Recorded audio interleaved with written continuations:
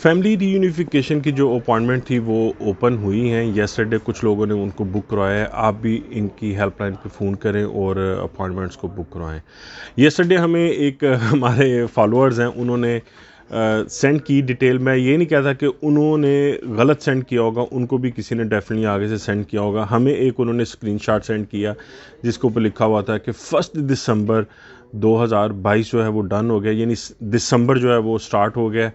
तो आप लोगों को बता दें कि दिसंबर स्टार्ट है। उसके बाद ज़ाहिर सी बात है वो एक हॉट खबर थी। हमने कोशिश की कि फटाफट ये जितने भी हमारे यूज़र्स हैं उनको हम बताएं कि भाई आप अपना जो सापा का पोर्टल है वो चेक करें और वहाँ से अपना कोई भी चीज़ है वो सामने आ जाए आपके।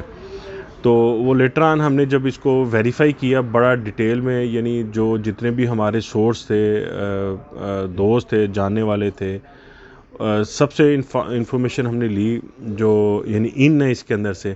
तो उन्होंने कहा कि हमें ख़ुद भी दिसंबर के अंदर कुछ लोगों ने यानी बताया है, लेकिन अभी तक हमें इस चीज़ की कंफर्मेशन नहीं है कि दिसंबर स्टार्ट हुआ है कि नहीं हुआ।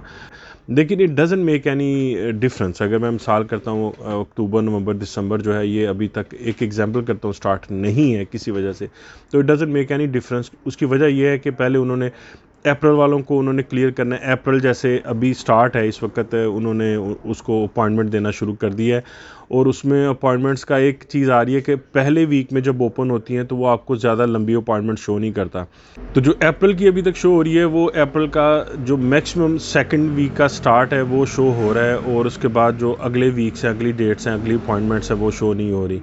तो मैंने पिछले दिनों दिसंबर के अंदर एक अपॉइंटमेंट्स बुक करवाई थी किसी भाई की। उन्होंने कहा था कि मुझे स्टार्ट ऑफ दिसंबर नहीं चाहिए। तो उनको मैंने ये कहा था कि भाई इसमें एक रिस्क इन्वॉल्व ज़रूर है कि अगर लेटर ऑन अपॉइंटमेंट्स ना खुली तो फिर आपको शायद मसला हो जाएगा। लेकिन एनीवे उन्होंने कहा कोई मसला नहीं है, मुझे लेटर ऑन ही चाहिए, यानी दिसंबर के एंड चाहिए। दिसंबर के स्टार्ट में उनको अपॉइंटमेंट मिल रही थी। तो पहला दिन, दूसरा दिन, तीसरा, चौथा, पाँचवां दिन जब उनका हुआ, यानी 10 दिन का आपको पता है विंडो का टाइम होता है, उसमें अपॉइंटमेंट आप लेते हैं।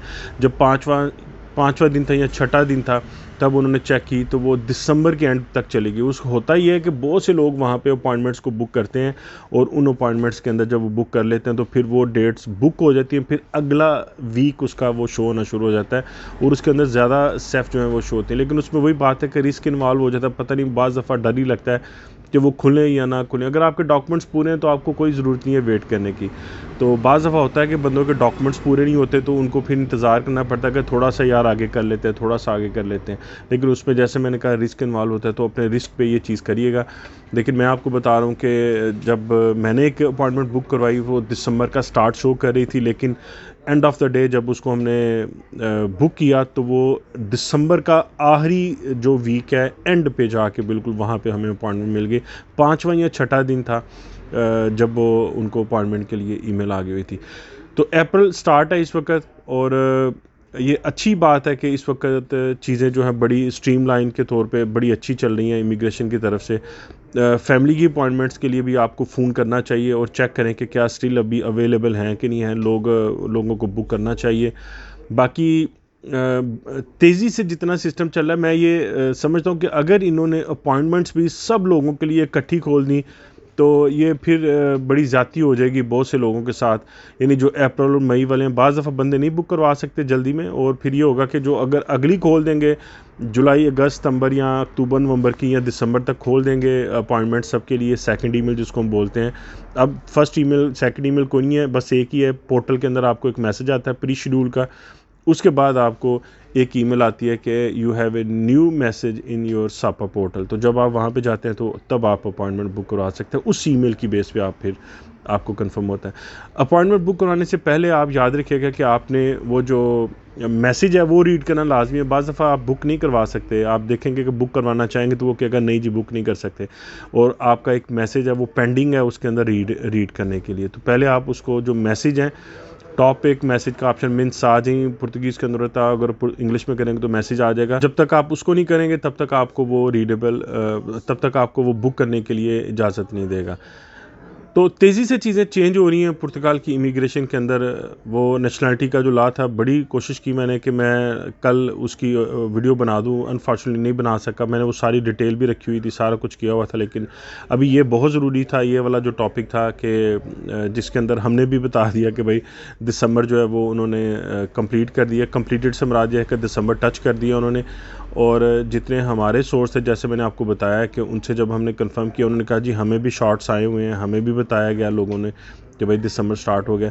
लेकिन जब उसको बड़ी डिटेल के अंदर वेरीफाई, मतलब मैंने खुद पर्सनली जब उसको वेरीफाई किया, वो जो हमें स्क्रीनशॉट भी आया हुआ था उसके बारे में जब सारी डिटेल हमने चेक की, तो अभी तक कोई ऐसा सच एज़ ऑथेंटिक हमारे पास अपडेट नहीं है दिसंबर की कि भाई दिसंबर को उन्होंने टेकअप कर लिया और दिसंबर को प्री शेड्यूल। जैसे मैंने कहा कि ये कोई इतना मैटर नहीं करता कि दिसंबर स्टार्ट हो गया कि नहीं हो गया, क्योंकि ये क्रोनोलॉजिकल ऑर्डर्स के अंदर ये चीज़ें आएंगी।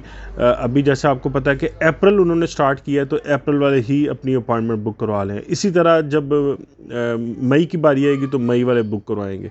इसी तरह जब जून वालों की बारी आएगी तो जून वाले अपनी अपॉइंटमेंट बुक कराएंगे।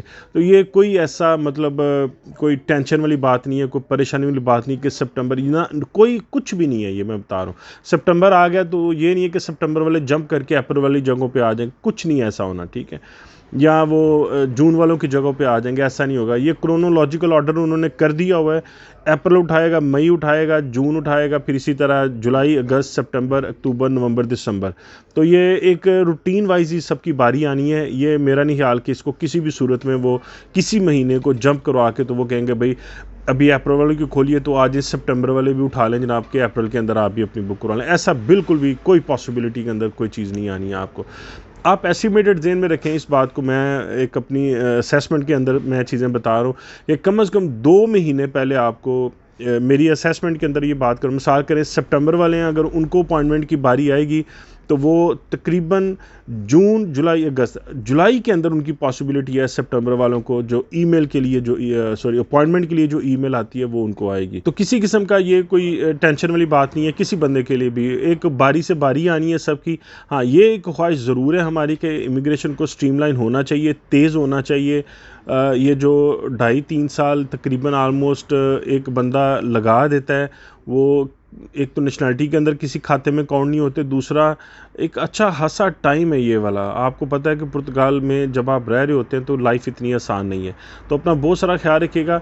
दोबारा किसी वीडियो के अंदर आपसे दोबारा किसी अपडेट के साथ मुलाकात होगी। बहुत शुक्रिया आपका, थैंक यू।